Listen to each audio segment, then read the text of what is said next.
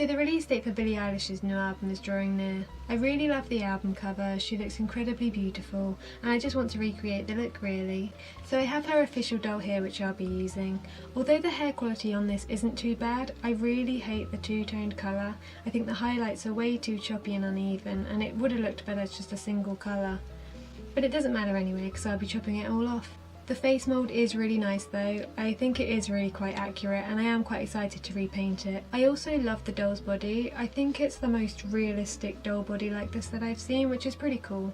I really like that she has a little tummy, and the clothing on the doll's really nice too. Her trousers have pockets. My trousers don't even have pockets, so it's a shame I won't be using them, but I'll hold on to them. I could probably use them for another project in the future.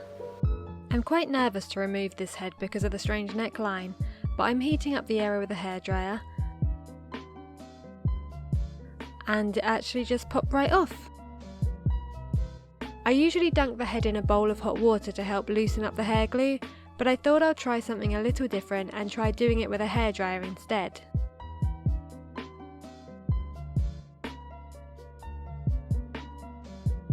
After cutting the bulk of hair off, I'm going in with my forceps to remove the glue on the inside of the head. I thought it would be harder to remove with a hairdryer, but to my surprise it's actually coming out very easily. Saying that though, I always find it hard to get the bits of hair out from the back part just above the neck. I might have to get another pair of forceps with a more exaggerated curve.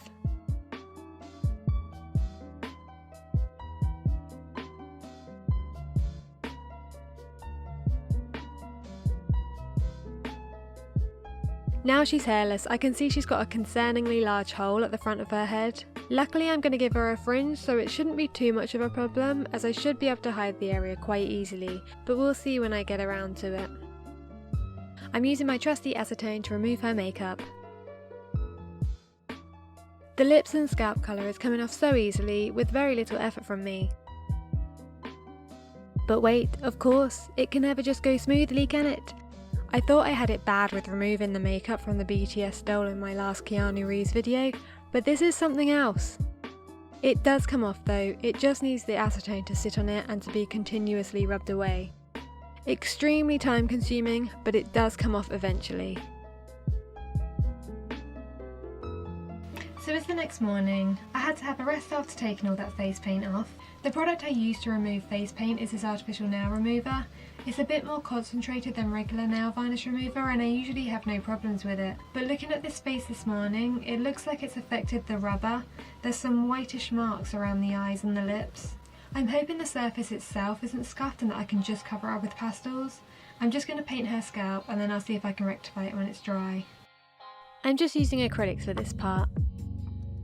As well as painting the scalp, I also like to add a painted hairline. I realised halfway through doing it that I don't actually need to, as she is going to have a fringe that will cover it up. But oh well, I already started it now. I realised I should also probably root the hair before trying to fix the face, to reduce the chance of the pastels cracking. I've chosen this blonde synthetic hair. I think it's a good match for her skin tone and looks similar to her current blonde hair colour.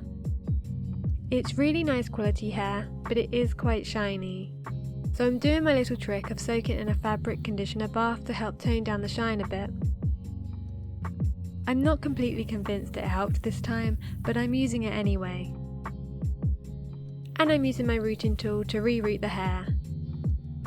So the first time I did this I added way too much hair, and the second time not enough. I'll try and get it right this time.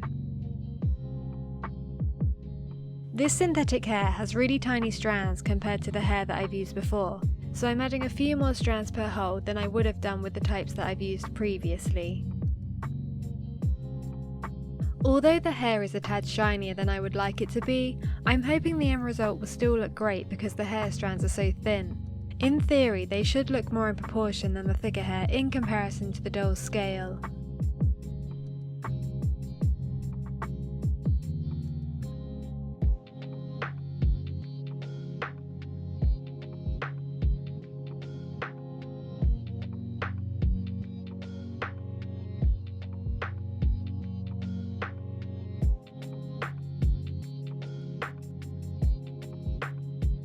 I'm finishing up rooting the final strands, however I am a bit worried that the head is going to be visible through the hair, Because the strands are so thin, they're not covering the surface quite as easily as the thicker hair does.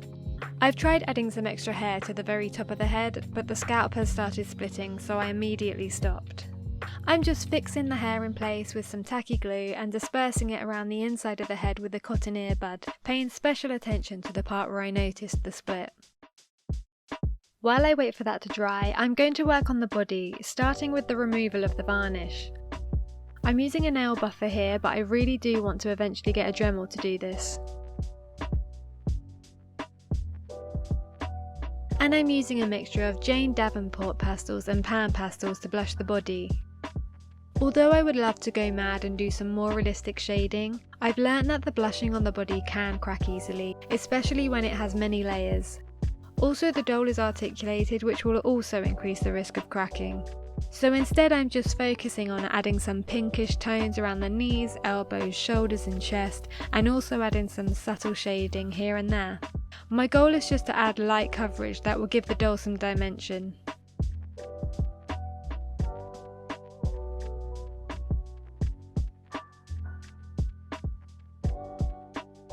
If this was a fictional character, I would add more detail around her intimate areas, but as Billie's a real person, I just feel kinda icky about doing it, so I'm just gonna leave it at the shading. Once the body has been set with a few layers of Mr. Super Clear, I'm reattaching the head and covering the hair, ready for the face painting to start. Using the same pastels I did for the body, I'm focusing on creating a good even base for the face that will also cover the white marks that were caused earlier by removing the original face paint. Luckily, after a few layers, the white marks are pretty much covered, so I can now move on to other details of the face.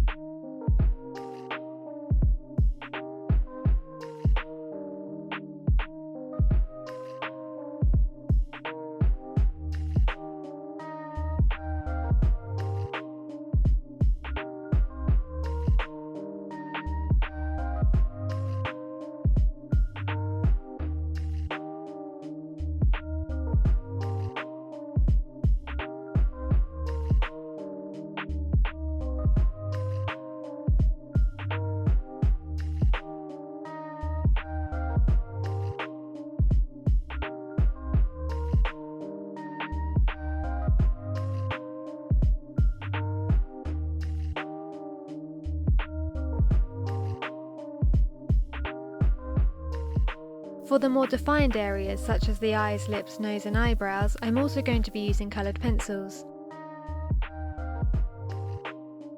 I'm starting to draw some basic outlines with a brown watercolour pencil, which I will then build up to hopefully look like her.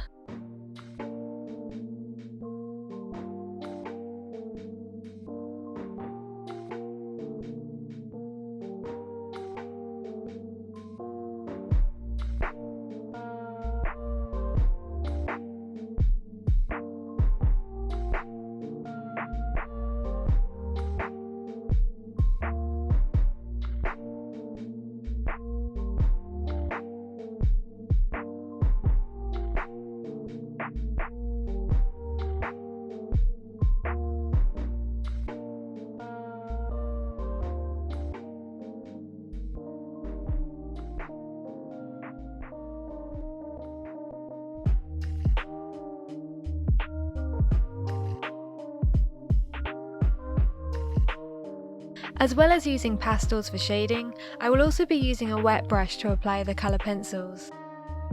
Doing this allows me to apply the pencils more accurately while also diluting the pigment for a more buildable layer. It also means I don't have to worry about the pencils being super sharp. I have a hard time sharpening the pencils without the lead just snapping on me.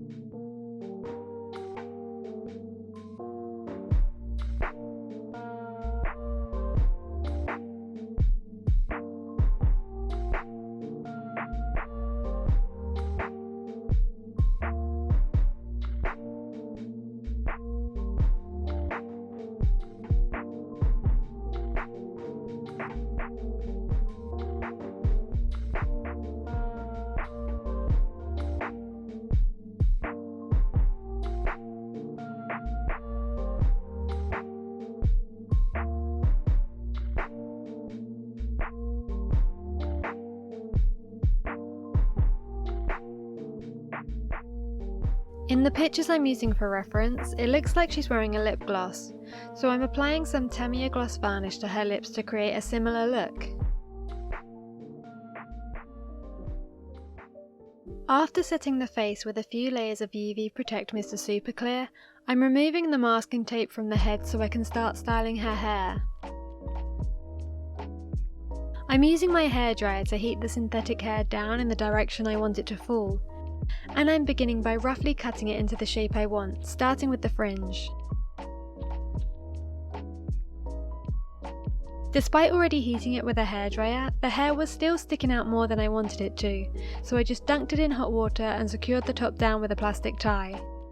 Not only did this do a good job of helping the hair fall in the right position, but the wet hair was so much easier to cut.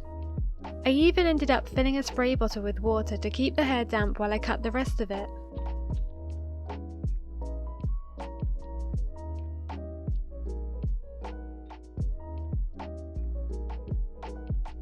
She has a really cute 70s style shaggy cut, and I'm trying to recreate the fringe. She tends to part it a little in the front, so I'm trying to cut it kind of like curtain bangs. I just don't want it to look too choppy. I'm also cutting some long layers, mainly around the face to bring it all together. I want to dress her before styling the hair so I don't mess it up when putting the clothes on her. I bought this knitted turtleneck dress online, and I'm customising the neckline to look more like the garment on the album cover. We only get to see a little bit of the outfit she has on in the photo, so I'm pretty much just making it up.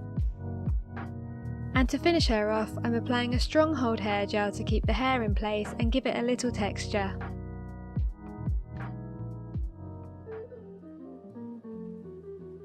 I'm pretty pleased with her actually. Creating this doll has really confirmed to me how important it is to have an accurate sculpt to paint upon. Before starting these doll projects, I had assumed that shading alone would be enough to capture someone's likeness, but I have since learnt that having a good base is just as important as the face painting itself. Please do let me know what you think in the comments. Constructive criticism is always welcome, and hey, if you liked it, why not give it a thumbs up? Thanks for watching.